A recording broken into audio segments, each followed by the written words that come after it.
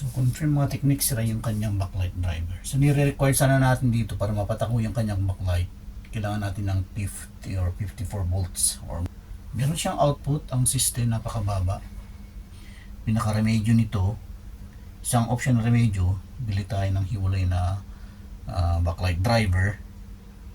And bago natin gawin yun, check muna natin yung buong circuit na to. Baka meron lang cold solder sa likod.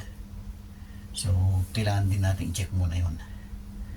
So mga technique, tinanggalan natin yung kanyang board. At bago tayo mag-decide na mag-install ng backlight driver, so kailangan muna natin i-check yung kanyang mainboard.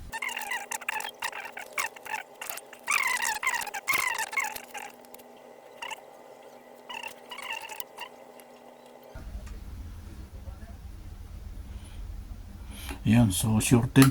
At saka maliban dun sa diode pala mga technique, meron siyang katabing resistor din. Ayan, makapansin niyo po, ito yung M7 diode, yung katabi niya resistor 0 ohms. Tingnan lang natin kung nag-open o intact pa rin. Ayan, intact pa rin siya, 0 ohms. Mahanap kung saan yung problema mga technique. So ang last option natin dyan is maglagay tayo ng backlight driver, hiwalay.